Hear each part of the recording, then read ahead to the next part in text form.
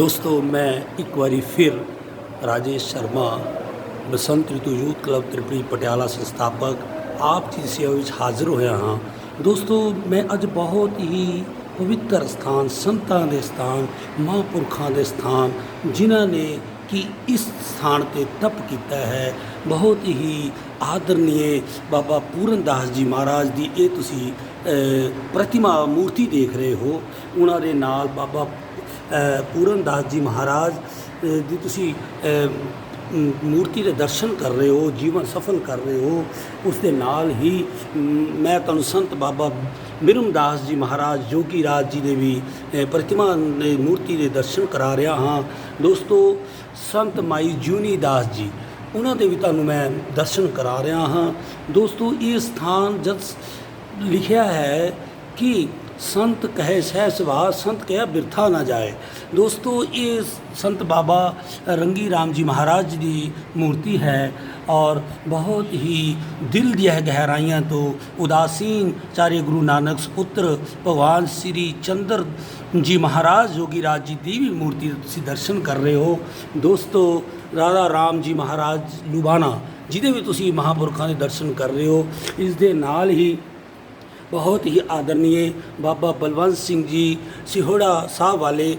दोस्तों जब मैं पिछले 8-10 साल पहला इस जगह ते पौधे लगाने का मैनू महाराज के आशीर्वाद प्राप्त होया सी तो महाराज ने एक शब्द कहे सी कि पंडित जी ये जिहड़े तुसी पौधे लगा रहे हो ये सारी जिंदगी लगते रहणगे। तुसी ये ना सोचना कि ये तुसी इत्थे पौधे लगा रहे हो ये तो परमात्मा के घर विच भी लग रहे हैं। सो महाराज मैं तुहाडी इस गल नूं कदे भी नहीं भुल सकदा कि मैनू महाराज ने आशीर्वाद पौधे लगाउण दा दिता होया है और मेरा जीवन अब मैं पिंड पिंड जाके मैं पौधे लगाने की सेवा निभा रहा हाँ। दोस्तों आओ दोस्तों हुण असीं बाहर दा तुहानूं मैं दर्शन करावांगा।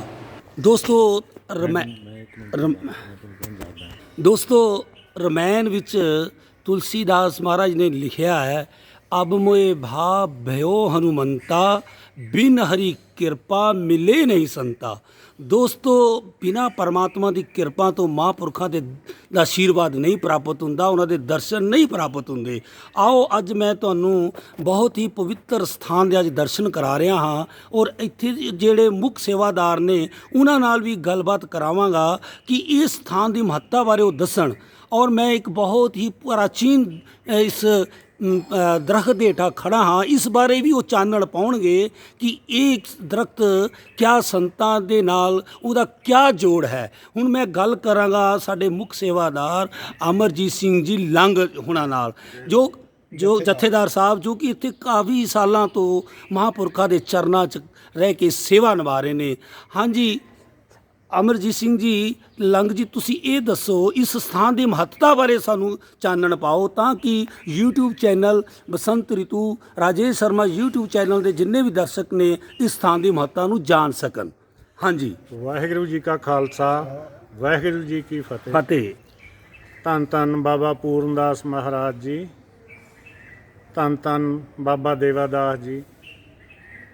ये जो इस स्थान का संबंध धन धन बाबा बीरमदास जी महाराज बधौछी वाले उन्हां तो चरण अमृत घाल संत बाबा पूरनदास जी महाराज जी ने लिया। उन्होंने बहुत साल ही जौड़ियां खेड़ां ते गऊआं की सेवा की क्योंकि उत्थे बैठियां तो पटियाले दे महाराज जिहड़े भुपिंदर सिंह सी उत्थे आए। वो महाराज बाबा पूरनदास जी नूं कहण लगे कहंदे महाराज जी मंगो जो कुछ मंगना है। तो बाबा पूरनदास जी महाराज कहण लगे भाई कुछ नहीं मंगना असीं ने जे तां कुछ देना है तो इत्थे जौड़ियां खेड़ां बनवा दे। भुखे डंगर आ पंछी जिहड़े अज भुखे मर रहे ने ये पानी पी के सीस दिया करनगे। तो उस तो बाद बाबा पूरनदास महाराज जी इस स्थान ते आए क्योंकि नाल ही नागर काठ मट्ठी है उत्थे रिश्तेदारियां सन उन्हां दियां। पहला आउंदे जांदे रहे फिर नगर ने बेनती की कि महाराज बाबा पूरनदास महाराज जी तुसीं इत्थे ठिकाणा ला लो साडे नगर नूं भाग लाओ।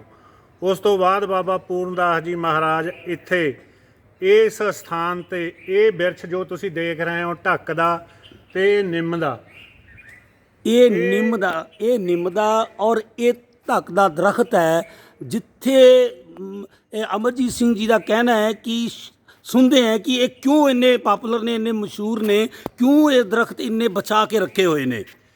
ਕਿਉਂਕਿ ਇਸ ਦਰਖਤਾਂ ਦੇ ਥੱਲੇ ਹੀ ਬੈਠ ਕੇ ਜਿਹੜੀਆਂ ਵੀ ਸੰਗਤਾਂ ਨੂੰ ਜੋ ਬਰ ਬਖਸ਼ੀਸ਼ਾਂ, ਇੱਥੋਂ ਬਹੁਤ ਸਾਰੇ ਸਾਧੂ ਵੀ ਇਸ ਸਥਾਨ ਤੋਂ ਬਰ ਬਖਸ਼ੀਸ਼ਾਂ ਲੈ ਕੇ ਗਏ, ਉਹ ਧੰਨ ਧੰਨ ਬਾਬਾ ਪੂਰਨਦਾਸ ਮਹਾਰਾਜ ਜੀਆਂ ਨੇ ਇੱਥੇ ਬੈਠ ਕੇ ਉਹ ਵਰਤਾਈਆਂ ਨੇ। ਤਾਂ ਇਹ ਦਰਖਤ ਨੇ ਜੋ ਦੋ, ਇਹ ਨਿੰਮ ਅਤੇ ਇਹ ਜੋ ਕਿ ਢੱਕ ਦਾ ਦਰਖਤ ਹੈ, ਇਹ ਤਾਂ ਇੰਨੇ ਪਾਪੂਲਰ ਨੇ। ਅੱਜ ਵੀ ਇੱਥੇ ਜੋ ਵੀ ਸੰਗਤਾਂ ਆ ਕੇ ਜੋ ਮੂੰਹ ਮੰਗੀਆਂ ਮੁਰਾਦਾਂ ਇੱਥੇ ਆ ਕੇ ਇਹਨਾਂ ਦਰਖਤਾਂ ਥੱਲੇ ਮੱਥਾ ਟੇਕ ਕੇ ਜੋ ਵੀ ਮੰਗਦੇ ਨੇ ਉਹ ਸਾਰੀਆਂ ਪੂਰੀਆਂ ਹੁੰਦੀਆਂ ਹਨ। ਬਹੁਤ ਬਹੁਤ ਸ਼ੁਕਰੀਆ। ਸਾਨੂੰ ਸਾਰਿਆਂ ਨੂੰ ਮੈਂ ਪੁਰਜੋਰ ਇਹੀ ਬੇਨਤੀ ਕਰਦਾ ਕਿ ਸਾਨੂੰ ਵੱਧ ਤੋਂ ਵੱਧ ਰੁੱਖ ਲਾਉਣੇ ਚਾਹੀਦੇ ਨੇ, ਜੋ ਕਿ ਅੱਜ ਸੰਤ ਬਾਬਾ ਗੁਰਜਰਨ ਦਾਸ ਜੀ ਜੋ ਕਿ ਇੱਥੇ ਗੱਦੀ ਨਸ਼ੀਨ ਹਨ ਇਸ ਡੇਰੇ ਦੇ, ਉਹਨਾਂ ਨੇ ਅੱਜ ਸ਼ੁਭ ਆਰੰਭ ਕੀਤਾ। ਕਿਉਂਕਿ ਬਸੰਤ ਰੀਤੂ ਤਿਰਪੜੀ ਤੋਂ ਪ੍ਰਧਾਨ ਜੀ ਆਏ ਹੋਏ ਨੇ, ਇਹਨਾਂ ਦੇ ਨਾਲ ਮਹਾਰਾਜ ਜੀਆਂ ਨੇ ਬੂਟੇ ਦੀ ਅੱਜ ਲਾਉਣ ਦੀ ਸੇਵਾ ਅੱਜ ਸ਼ੁਰੂਆਤ ਕੀਤੀ ਹੈ ਅਤੇ ਇਹਨਾਂ ਨੇ ਵੀ ਆਸ਼ੀਰਵਾਦ ਲਿਆ। ਕਿਉਂਕਿ ਇਹ ਆਕਸੀਜਨ ਦਾ ਕੰਮ ਕਰਦੇ ਨੇ। ਸਾਨੂੰ ਜੇ ਰੁੱਖ ਨਹੀਂ ਤਾਂ ਇਨਸਾਨ ਦੀ ਵੀ ਕੋਈ ਜੀਵਨ ਦਾ ਇੱਥੇ ਉਹ ਨਹੀਂ ਹੈਗਾ, ਕਿਉਂਕਿ ਜੇ ਰੁੱਖ ਹੋਣਗੇ ਤਾਂ ਹੀ ਸਾਡਾ ਜੀਵਨ ਹੈ। ਸਾਨੂੰ ਵੱਧ ਤੋਂ ਵੱਧ ਰੁੱਖ ਲਾਉਣੇ ਚਾਹੀਦੇ ਨੇ, ਕਿਉਂਕਿ ਇਹ ਸਾਡਾ ਜਨਮ ਤੋਂ ਲੈ ਕੇ ਮਰਨ ਤੱਕ ਦਾ ਸਾਥ ਨਿਭਾਉਂਦੇ ਨੇ ਜਿਹੜੇ ਰੁੱਖ ਨੇ। ਕਿਉਂਕਿ ਜਨਮ ਤੋਂ ਲੈ ਕੇ ਮਰਨ ਤੋਂ ਬਾਅਦ ਵੀ ਸਾਨੂੰ ਲੱਕੜਾਂ ਦੀ ਲੋੜ ਪੈਂਦੀ ਹੈ, ਉਹ ਵੀ ਇਹੀ ਦਰਖਤ ਸਾਨੂੰ ਦਿੰਦੇ ਹਨ। ਇਸ ਕਰਕੇ ਇਹ ਤੇ ਪੌਣ ਪਾਣੀਆਂ ਉਹ ਵੀ ਰੁੱਖਾਂ ਦੇ ਸਿਰ 'ਤੇ ਆ। ਅੱਜ ਦੇਖੋ ਜਿਹੜੀ ਵੀ ਕੋਈ ਬਰਸਾਤ ਹੈ, ਕਹਿੰਦੇ ਜਿੰਨੇ ਵੱਧ ਤੋਂ ਵੱਧ ਸਾਡੇ ਬਣ ਅਤੇ ਜੰਗਲ ਹੋਣਗੇ ਉਨੀ ਜ਼ਿਆਦਾ ਬਰਸਾਤ ਹੋਊਗੀ। ਜੇ ਬਰਸਾਤ ਦੇ ਨਾਲ ਪਾਣੀ ਹੈ, ਪਾਣੀ ਨਾਲ ਜੀਵਨ ਹੈ, ਜਿੰਨਾ ਵੱਧ ਤੋਂ ਵੱਧ ਬਰਸਾਤ ਪਊਗੀ ਉਹਦੇ ਨਾਲ ਜੀਵਨ ਹੈ। ਮੈਂ ਅੱਜ ਸਾਡੇ ਇੱਥੇ ਬਸੰਤ ਰੀਤੂ ਤਿਰਪੜੀ ਤੋਂ ਪ੍ਰਧਾਨ ਜੀ ਆਏ ਹੋਏ ਨੇ, ਉਹਨਾਂ ਦਾ ਵੱਧ ਤੋਂ ਵੱਧ ਧੰਨਵਾਦ। ਵਾਹਿਗੁਰੂ ਜੀ ਕਾ ਖਾਲਸਾ, ਵਾਹਿਗੁਰੂ ਜੀ ਕੀ ਫਤਿਹ। ਰੁੱਖਾਂ ਨਾਲ ਹੀ ਬਹਾਰਾਂ ਨੇ ਲੋਕੋ, ਰੁੱਖਾਂ ਵਿੱਚ ਸਾਡੀਆਂ ਸਾਹਾਂ ਨੇ ਲੋਕੋ।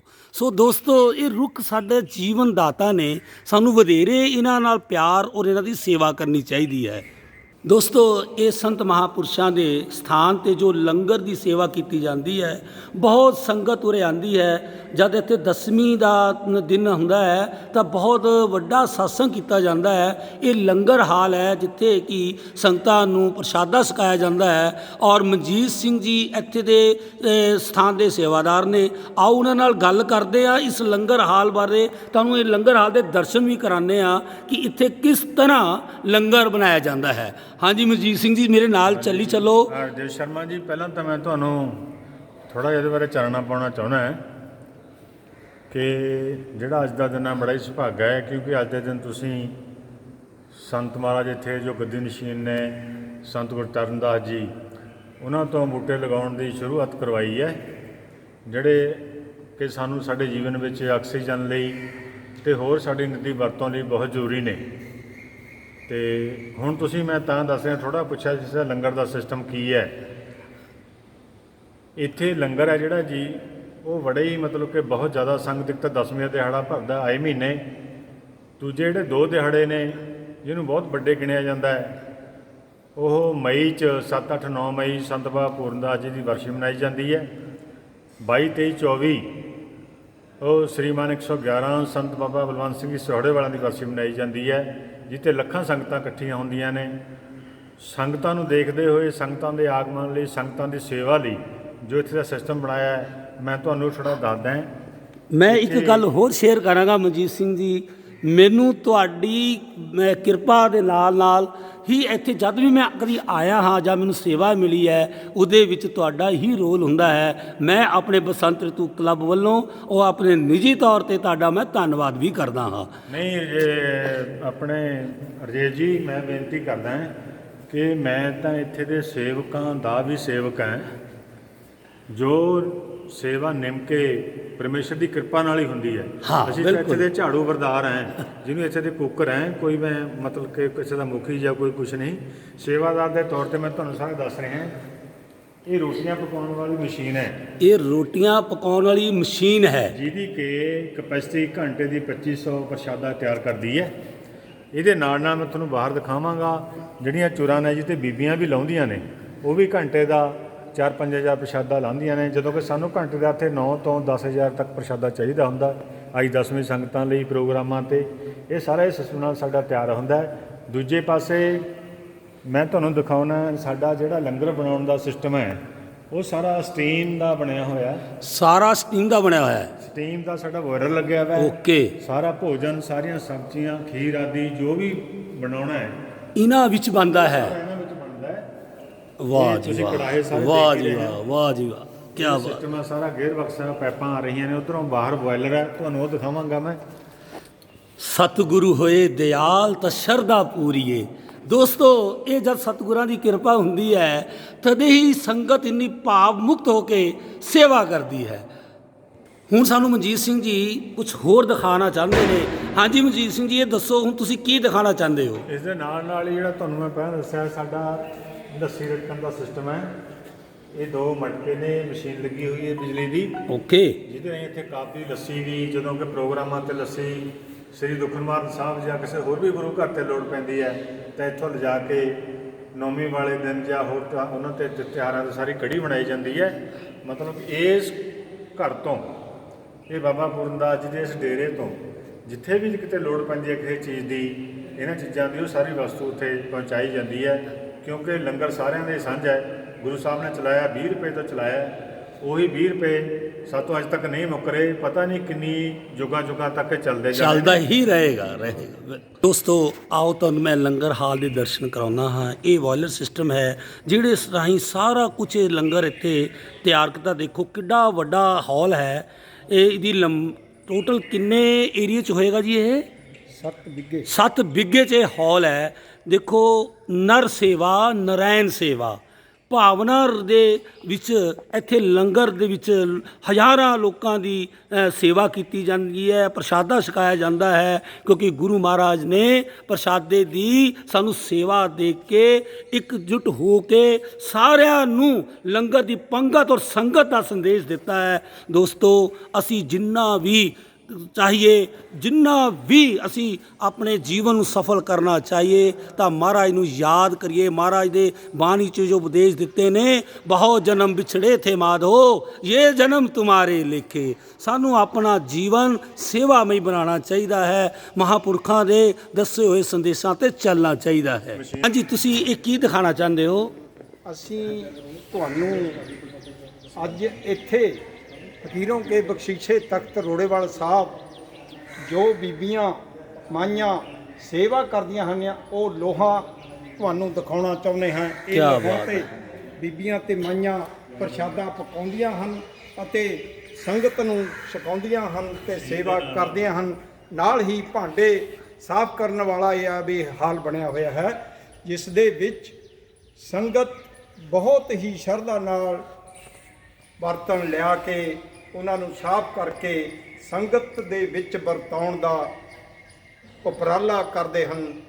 ਇਹ ਜਗ੍ਹਾ ਫਕੀਰੋਂ ਕਾ ਬਖਸ਼ੀਸ਼ੇ ਤਖਤ, ਬਹੁਤ ਹੀ ਫਕੀਰਾਂ ਮਹਾਂਪੁਰਸ਼ਾਂ ਨੇ ਇੱਥੇ ਤਪੱਸਿਆ ਕੀਤੀ ਹੈ, ਜਿਸ ਕਰਕੇ ਫਕੀਰੋਂ ਕਾ ਬਖਸ਼ੀਸ਼ੇ ਤਖਤ ਇਸ ਰੋੜੇਵਾਲ ਸਾਹਿਬ ਜਗ੍ਹਾ ਨੂੰ ਆਖਿਆ ਜਾਂਦਾ ਹੈ। ਇੱਥੇ ਦੇ ਜੋ ਗੱਦੀ ਨਸ਼ੀਨ ਹਨ ਬਾਬਾ ਗੁਰਚਰਨ ਦਾਸ ਜੀ, ਉਹ ਬਹੁਤ ਹੀ ਪਬਲਿਕ ਸੰਗਤ ਨੂੰ ਮਿਲਦੇ ਬਚਨ ਬਿਲਾਸ ਕਰਦੇ ਹਨ ਅਤੇ ਇੱਥੋਂ ਬਾਬਾ ਬਲਵੰਤ ਸਿੰਘ ਜੀ ਨੇ 21 ਜਾਂ 22 ਲੱਖ ਸੰਗਤ ਨੂੰ ਅੰਮ੍ਰਿਤ ਪਾਨ ਕਰਾ ਚੁੱਕੇ ਹਨ। 21-22 ਲੱਖ ਸੰਗਤ ਨੂੰ ਅੰਮ੍ਰਿਤ ਛਕਾਇਆ ਜਾ ਚੁੱਕਿਆ ਹੈ। ਵਰਤਾਇਆ ਜਾ ਚੁੱਕਿਆ ਹੈ। ਵਾਹ ਜੀ ਵਾਹ। ਇੰਨਾ ਲੰਬੇ ਸਮੇਂ ਕੀਰਤਨ ਬਾਬਾ ਬਲਵੰਤ ਸਿੰਘ ਜੀ ਮਹਾਰਾਜ ਸੇ ਸਰਸੋੜਾ ਸਾਹਿਬ ਵਾਲਾ ਨੇ 67 ਸਾਲ ਕੀਰਤਨ ਕੀਤਾ ਹੈ ਅਤੇ ਨਾਮ ਬਾਣੀ ਨਾਲ ਦੁਨੀਆ ਨੂੰ ਜੋੜਿਆ ਹੈ। ਵਾਹਿਗੁਰੂ ਜੀ ਕਾ ਖਾਲਸਾ, ਵਾਹਿਗੁਰੂ ਜੀ ਕੀ ਫਤਿਹ। ਜੋ ਮੰਗੇ ਠਾਕੁਰ ਆਪਣੇ ਸੇ ਸੋ ਹੀ ਦੇਵੈ। ਦੋਸਤੋ ਸਾਨੂੰ ਜੀਵਨ ਦੇ ਅੰਦਰ ਸੇਵਾ ਦੀ ਲੋੜ ਹੈ। ਜੇ ਅਸੀਂ ਜੀਵਨ ਸਫਲ ਕਰਨਾ ਚਾਹੁੰਦੇ ਹਾਂ, ਜੇ ਅਸੀਂ ਚਾਹੁੰਦੇ ਹਾਂ ਕਿ ਸਾਡਾ ਪੁਨਰ ਜਨਮ ਨਾ ਹੋਵੇ, ਤਾਂ ਸਾਨੂੰ ਸੰਗਤ ਦੀ ਸੇਵਾ, ਨਾਮ ਦੀ ਸੇਵਾ ਪਰਮਾਤਮਾ ਸਾਡੀ ਝੋਲੀ 'ਚ ਪਾ ਦੇਵੇ, ਤਾਂ ਹੀ ਸਾਡਾ ਜੀਵਨ ਸਫਲ ਹੋਏਗਾ। ਦੋਸਤੋ ਅੱਜ ਜਿਹੜੀ ਇਹ ਵੀਡੀਓ ਹੈ, ਮੈਨੂੰ ਉਮੀਦ ਹੈ ਕਿ ਤੁਹਾਨੂੰ ਪਸੰਦ ਆਵੇਗੀ। ਜਿਨ੍ਹਾਂ ਦੋਸਤਾਂ ਨੇ ਅਜੇ ਤੱਕ ਰਾਜੇਸ਼ ਸ਼ਰਮਾ ਬਸੰਤ ਰਿਤੂ YouTube ਚੈਨਲ ਨੂੰ ਸਬਸਕ੍ਰਾਈਬ ਨਹੀਂ ਕੀਤਾ, ਉਹ ਕਰ ਲੈਣ। ਵੀਡੀਓ ਨੂੰ ਲਾਈਕ ਕਰਨ, ਸ਼ੇਅਰ ਕਰਨ, ਕਮੈਂਟਸ ਕਰਨ, ਤਾਂ ਕਿ ਇਸ ਮਹਾਨ ਸਥਾਨ ਦਾ ਜਿਹੜਾ ਕਿ ਲੋਕਾਂ ਤੱਕ ਇਹ ਪਹੁੰਚੇ ਕਿ ਇਹ ਸਥਾਨ ਬਹੁਤ ਹੀ ਤਪੋ ਸਥਾਨ ਹੈ। ਲੋਕ ਵੀ ਇੱਥੇ ਆ ਕੇ ਮੱਥਾ ਟੇਕ ਕੇ ਆਪਣੇ ਜੀਵਨ ਨੂੰ ਸਫਲ ਕਰਨ। ਬੋਲੇ ਸੋ ਨਿਹਾਲ। ਦੋਸਤੋ ਆਓ ਤੁਹਾਨੂੰ ਇਸ ਸਥਾਨ ਦੇ ਬਹੁਤ ਪੁਰਾਤਨ ਸਰੋਵਰ ਦੇ ਦਰਸ਼ਨ ਕਰਾਈਏ, ਔਰ ਇਸ ਸਰੋਵਰ ਬਾਰੇ ਜੋ ਜਾਣਕਾਰੀ ਵੀ ਹੈ ਉਹ ਤੁਹਾਨੂੰ ਇੱਥੇ ਦੇ ਸੇਵਾਦਾਰ ਸਰਦਾਰ ਮਨਜੀਤ ਸਿੰਘ ਜੀ ਦੱਸਣਗੇ। ਹਾਂਜੀ ਮਨਜੀਤ ਸਿੰਘ ਜੀ, ਤੁਸੀਂ ਇਹ ਦੱਸੋ ਕਿ ਇਸ ਸਰੋਵਰ ਦਾ ਕਿੰਨਾ ਪੁਰਾਤਨ ਹੈ, ਔਰ ਇਸ ਦੀ ਮਹੱਤਤਾ ਬਾਰੇ ਸਾਨੂੰ ਦੱਸੋ ਕਿ ਇਹ ਕਿਆ ਬਾਬਾ ਪੂਰਨ ਦਾਸ ਜੀ ਦੇ ਸਮੇਂ ਤੋਂ ਹੈ ਜਾਂ ਉਹਨਾਂ ਤੋਂ ਪਹਿਲਾਂ ਦਾ ਹੈ। ਸ਼ਰਮਾ ਜੀ, ਜੋ ਇਹ ਸਰੋਵਰ ਆ, ਅਸੀਂ ਆਪਣੇ ਬਚਪਨ ਤੋਂ ਛੋਟੇ ਹੁੰਦੇ ਸੀ ਉਦੋਂ ਹੀ ਦੇਖ ਰਹੇ ਹਾਂ। ਇਹ ਸਾਡੇ ਬਜ਼ੁਰਗ ਦੱਸਦੇ ਨੇ ਕਿ ਪਹਿਲਾਂ ਇੱਥੇ ਸੰਤ ਮਹਾਰਾਜ ਬਾਬਾ ਦੇਵਾ ਦਾਸ, ਜਦੋਂ ਬਾਬਾ ਬੀਰਮ ਦਾਸ ਮਹਾਰਾਜ ਜੀ ਦੇ ਪਵਿੱਤਰ ਚਰਨ ਪੈਂਦੇ ਸੀ, ਉਸ ਟਾਈਮ ਇਹ ਛੋਟਾ ਜਿਹਾ ਇੱਕ ਛੱਪੜ ਸੀਗਾ। ਉਹ ਤੋਂ ਬਾਅਦ ਬਾਬਾ ਬੀਰਮ ਦਾਸ ਮਹਾਰਾਜ ਤੋਂ ਬਾਅਦ ਬਾਬਾ ਦੇਵਾ ਦਾਸ ਤੋਂ ਬਾਅਦ ਸੰਤ ਬਾਬਾ ਪੂਰਨ ਦਾਸ ਜੀ ਮਹਾਰਾਜ ਆਏ। ਉਹਨਾਂ ਨੇ ਕੀ ਕੀਤਾ, ਇਹਨੂੰ ਹੌਲੀ ਹੌਲੀ ਇੱਕ ਉਹਦੇ ਰੂਪ ਵਿੱਚ ਲਿਆਂਦਾ। ਸੰਤ ਸਿਹੋੜੇ ਵਾਲੇ ਸੰਤ ਬਾਬਾ ਬਲਵੰਤ ਸਿੰਘ ਜੀ ਇੱਕ ਆਮ ਸੰਗਤ ਵਿੱਚ ਵਚਨ ਸੁਣਾਉਂਦੇ ਹੁੰਦੇ ਸੀ ਬਈ ਮੈਂ ਸੰਤਾਂ ਦੇ ਨਾਲ ਜਾਣਾ, ਕਿੱਥੇ ਹੀ ਮਹਾਨ ਸਾਧੂ ਕੋਈ ਸੰਤਾਂ ਨੂੰ ਮਿਲਣੇ, ਮੈਨੂੰ ਉਹਨਾਂ ਨੇ ਹੁਕਮ ਕਰ ਦੇਣਾ ਕਿ ਇਹਨਾਂ ਦੀ ਧੂੜੀ ਚੱਕ ਲਓ। ਅਤੇ ਬਹੁਤ ਵਾਰ ਇੱਦਾਂ ਹੋਇਆ, ਅਣਗਿਣਤ ਵਾਰ। ਉਹ ਧੂੜੀ ਜਦੋਂ ਮੈਂ ਇੱਥੇ ਲਿਆਂਦਾ ਸੀ, ਆਪਣੇ ਪਰਨੇ ਦੇ ਨਾਲ ਬੰਨ੍ਹ ਲੈਂਦਾ ਸੀ, ਤਾਂ ਮੈਨੂੰ ਕਹਿੰਦੇ ਸੀ ਸਰੋਵਰ ਵਿੱਚ ਗੇਰ ਦੇ। ਮੈਂ ਇੱਕ ਦਿਨ ਉਹ ਕਹਿੰਦੇ ਪੁੱਛਿਆ, ਮਹਾਰਾਜ ਜੀ ਬਹੁਤ ਵਾਰ ਹੋ ਲਿਆ ਵੀ ਇਹ ਧੂੜੀ ਇੱਥੇ ਲਿਆ ਕੇ ਤੁਸੀਂ ਕਹਿੰਦੇ ਹੋ ਇੱਥੇ ਗੇਰ ਦੇ, ਇੱਥੇ ਕੀ ਹੈ? ਉਹ ਕਹਿਣ ਲੱਗੇ, ਭਾਈ ਬਲਵੰਤ ਸਿਆਂ ਬਾਬਾ ਪੂਰਨ ਦਾਸ ਜੀ ਮਹਾਰਾਜ ਕਹਿਣ ਲੱਗੇ ਵੀ ਇੱਥੇ ਇੰਨੇ ਸਾਧੂਆਂ ਦੇ ਚਰਨ ਪੈ ਗਏ ਨੇ, ਇਸ ਸਥਾਨ ਨੂੰ, ਇਸ ਸਰੋਵਰ ਨੂੰ 68 ਤੀਰਥਾਂ ਦਾ ਮਾਣ ਮਿਲ ਗਿਆ। ਜਿਹੜਾ ਇੱਥੇ ਆਪਣੀ ਸ਼ਰਧਾ ਨਾਲ ਨਹਾਏਗਾ ਉਹਨੂੰ 68 ਤੀਰਥਾਂ ਤੇ ਵੀ ਜਾਣ ਦੀ ਲੋੜ ਨਹੀਂ ਹੈਗੀ, ਇਸ਼ਨਾਨ ਕਰੇਗਾ। ਕਿਆ ਬਾਤ! ਸ਼ਰਧਾ ਨਾਲ ਆਏਗਾ, ਹਰ ਇੱਕ ਉਹਦਾ ਰੋਗ ਦੂਰ ਹੋਏਗਾ। ਉਹ ਸਾਧ ਸੰਗਤ ਜੀ ਤੁਹਾਡੇ ਸਾਹਮਣੇ ਹੈ, ਦੇਖ ਸਕਦੇ ਹੋ, ਹੁਣ ਵੀ ਲੋਕਾਂ ਤੋਂ ਸੁਣ ਸਕਦੇ ਹੋ। ਜੋ ਇਹ ਬਚਨ ਨੇ ਉਹਨਾਂ ਦੇ, ਇਹ ਉਹੀ ਚਲੇ ਆ ਰਹੇ ਨੇ। ਇਹ ਸਰੋਵਰ ਦੀ ਜੋ ਅਸੀਂ ਸਾਧੂਆਂ ਪਰਖੋਂ ਸੁਣੀ ਹੋਈ ਹੈ, ਸਾਰੀ ਮਹੱਤਤਾ ਹੈ। ਬਹੁਤ ਬਹੁਤ ਸ਼ੁਕਰੀਆ ਦੋਸਤੋ। ਕਿਹਾ ਜਾਂਦਾ ਹੈ ਕਿ ਜਿਸ ਸਥਾਨ 'ਤੇ ਸੰਤਾਂ ਦੇ ਚਰਨ ਪੈ ਜਾਣ, ਉਹ ਸਥਾਨ ਇੱਕ ਤੀਰਥ ਸਥਾਨ ਬਣ ਜਾਂਦਾ ਹੈ, ਔਰ ਉਹ ਭਾਗਾਂ ਵਾਲੇ ਲੋਕ ਹੁੰਦੇ ਨੇ ਜਿਹੜੇ ਉਸ ਸਥਾਨ ਨੂੰ ਨਮਸਤਕ ਕਰਦੇ ਨੇ, ਉਸ ਸਥਾਨ ਦੀ ਪੂਜਾ ਕਰਦੇ ਨੇ। ਉਸ ਸਥਾਨ ਤੇ ਪਹੁੰਚ ਕੇ ਪਰਮਾਤਮਾ ਪਾਸੋਂ, ਸੰਤਾਂ ਪਾਸੋਂ ਆਸ਼ੀਰਵਾਦ ਲੈ ਕੇ ਪਰਮਾਤਮਾ ਨਾਲ ਜੁੜਦੇ ਨੇ। ਮਨਜੀਤ ਸਿੰਘ ਜੀ ਬਹੁਤ ਬਹੁਤ ਸ਼ੁਕਰੀਆ। ਦੋਸਤੋ ਅੱਜ ਮਨ ਬੜਾ ਭਾਵੁਕ ਹੈ, ਕਿਉਂਕਿ ਸੰਤਾਂ ਦੇ ਸਥਾਨ 'ਤੇ ਆ ਕੇ ਜੇ ਮਨ ਨਿਰਮਲ ਨਾ ਹੋਇਆ, ਮਨ ਭਾਵੁਕ ਨਾ ਹੋਇਆ, ਤਾਂ ਸਾਨੂੰ ਆਉਣ ਦਾ ਕੋਈ ਫਲ ਜਿਹਾ ਨਹੀਂ ਮਿਲਦਾ। ਸੋ ਦੋਸਤੋ ਬਾਣੀ ਵੀ ਤਾਂ ਕਹਿੰਦੀ ਹੈ, ਸਤਿਗੁਰੂ ਹੋਏ ਦਿਆਲ ਤਾਂ ਸ਼ਰਧਾ ਪੂਰੀਏ।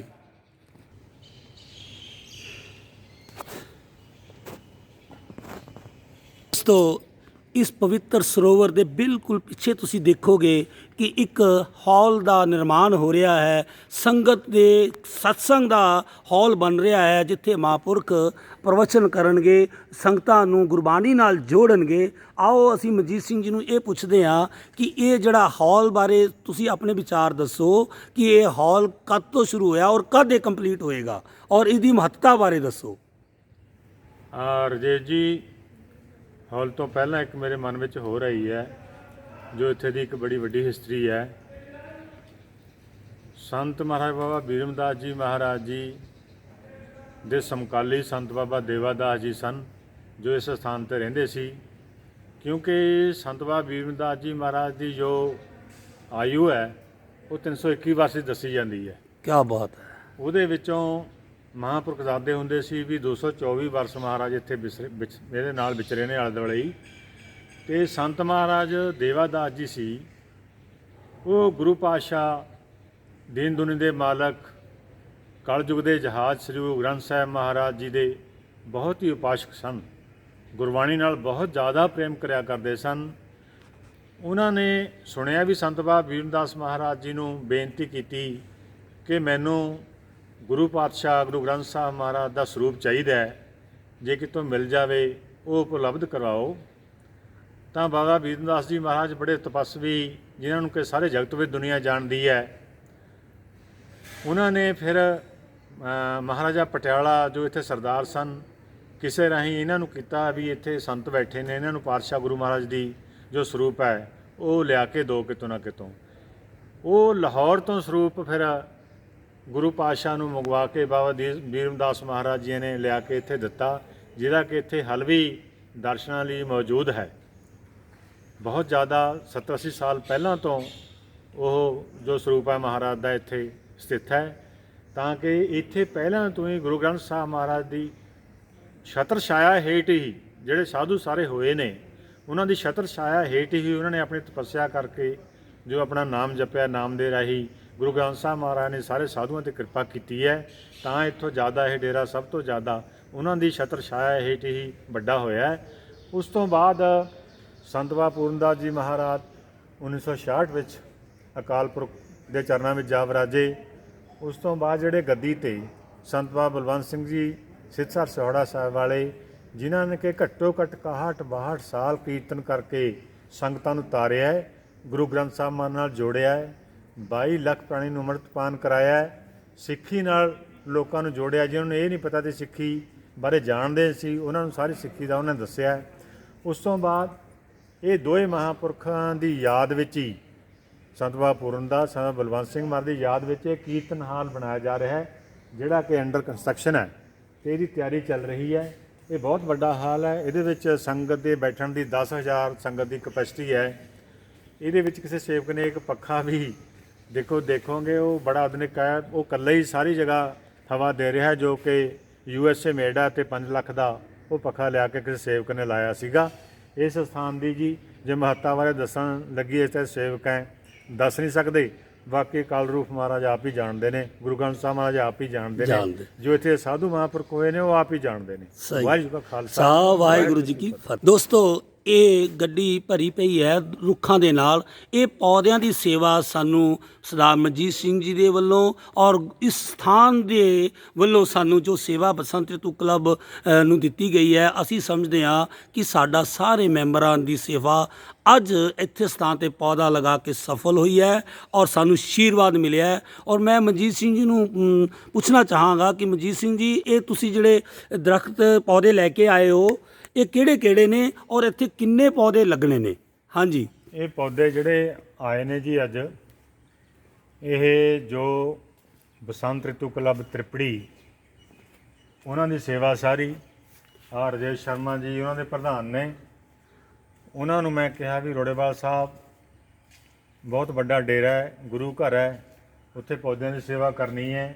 ਉੱਥੇ ਦੇ ਮਹਾਂਪੁਰਖਾਂ ਨੇ ਕਿਹਾ ਭਾਈ ਪੌਦੇ ਲਾਉਣੇ ਜ਼ਰੂਰੀ ਨੇ, ਇੱਥੇ ਪੌਦੇ ਲਗਾਓ ਤਾਂ ਕਿ ਆਕਸੀਜਨ ਦਾ ਵਾਧਾ ਹੋਵੇ ਅਤੇ ਜਿਹੜੀ ਇਹ ਤਪਸ਼ ਹੈ ਇਹ ਘਟੇ। ਕਿਹੜੀ ਤਰ੍ਹਾਂ ਦੇ ਪੌਦੇ ਨੇ ਮਨਜੀਤ ਜੀ?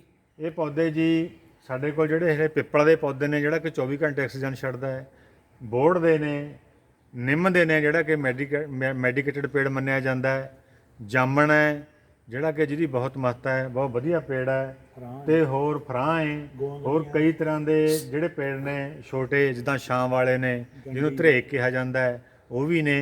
ਇਹਦੇ ਵਿੱਚ ਸਾਨੂੰ ਬਸੰਤ ਰਿਤੂ ਕਲੱਬ ਵਾਲਿਆਂ ਨੇ ਹੋਰ ਵੀ ਕਿਹਾ ਵੀ ਇਹ ਪੇੜ ਹੜੇ ਲਗਾਓ, ਫਿਰ ਤੁਹਾਨੂੰ ਜਿੱਦਾਂ ਪੁਰਾਣੇ ਪੌਦੇ ਢੱਕ ਹੋਇਆ, ਗੋਂਦਣੀ ਹੋਈ, ਅਤੇ ਸਰੀਂ ਹੋਇਆ, ਫਰਾਂ ਹੋਇਆ, ਇਸ ਤਰ੍ਹਾਂ ਦੇ ਪੁਰਾਣੇ ਰੁੱਖ ਨੇ, ਉਹ ਵੀ ਲਿਆ ਕੇ ਦੇਵਾਂਗੇ ਜੋ ਇੱਥੇ ਲਗਾਏ ਜਾਣਗੇ। ਸਾਰਾ ਇਹਨਾਂ ਦੀ ਮਹੱਤਤਾ ਰੱਖਦੇ ਹੋਏ ਅਸੀਂ ਬਸੰਤ ਰਿਤੂ ਕਲੱਬ ਦਾ ਬਹੁਤ ਧੰਨਵਾਦ ਕਰਦੇ ਹਾਂ, ਉਹਨਾਂ ਦੇ ਆਭਾਰੀ ਹੈ ਜੋ ਇੱਥੇ ਆ ਕੇ ਗੁਰੂ ਘਰ 'ਚ ਸੇਵਾ ਕਰ ਰਹੇ ਨੇ। ਵਾਹਿਗੁਰੂ।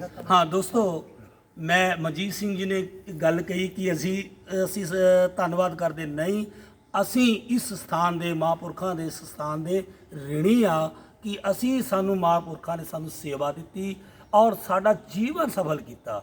ਦੋਸਤੋ, ਮੈਂ ਰਾਜੇਸ਼ ਸ਼ਰਮਾ ਬਸੰਤ ਰਿਤੂ YouTube ਚੈਨਲ ਤੋਂ ਸਾਰੇ ਦੋਸਤਾਂ ਨੂੰ ਬੇਨਤੀ ਕਰਦਾ ਕਿ ਤੁਹਾਨੂੰ ਇਹ ਜਿਹੜੀ ਅੱਜ ਵੀਡੀਓ ਬਣੀ ਹੈ ਤੁਹਾਨੂੰ ਅੱਛੀ ਲੱਗੀ ਹੈਗੀ ਔਰ ਤੁਸੀਂ ਇਸ ਬਾਰੇ ਕਮੈਂਟਸ ਜ਼ਰੂਰ ਕਰਿਓ ਤਾਂ ਕਿ ਅਸੀਂ ਹੋਰ ਵੀ ਬਹੁਤ ਪਟਿਆਲੇ ਦੇ ਆਸ-ਪਾਸ ਸੰਤਾਂ ਦੇ ਸਥਾਨ ਨੇ, ਤੁਹਾਨੂੰ ਉੱਥੇ ਦੇ ਵੀ ਦਰਸ਼ਨ ਕਰਾਵਾਂਗੇ। ਇੱਕ ਨੇੜੇ ਪਿੰਡ ਹੈ ਆਪਣਾ ਸਿਮੜੋ ਦੇ ਵੀ ਮੈਂ ਮਹਾਰਾਜ ਦੇ ਦਰਸ਼ਨ ਕਰਕੇ ਆਇਆ ਸੀ ਅੱਜ ਤੋਂ 5-6 ਸਾਲ ਪਹਿਲਾਂ। ਮੈਂ ਦੁਬਾਰਾ ਫਿਰ ਤੁਹਾਡੇ ਨਾਲ ਉਹਨਾਂ ਦੀ ਵੀ ਰੂਬਰੂ ਕਰਾਊਂਗਾ ਕਿਉਂਕਿ ਉਹ ਵੀ ਸਥਾਨ ਮਹਾਰਾਜ ਦੀ ਛੋਹ ਪ੍ਰਾਪਤ ਸਥਾਨ ਹੈ। ਦੋਸਤੋ ਅੱਜ ਇੰਨਾ ਹੀ। ਮੈਨੂੰ ਪੂਰੀ ਉਮੀਦ ਹੈ ਕਿ ਤੁਹਾਨੂੰ ਇਹ ਸਾਰੀ ਵੀਡੀਓ ਵਧੀਆ ਲੱਗੇਗੀ, ਚੰਗੀ ਲੱਗੇਗੀ। ਬੋਲੇ ਸੋ ਨਿਹਾਲ, ਸਤਿ ਸ੍ਰੀ ਅਕਾਲ।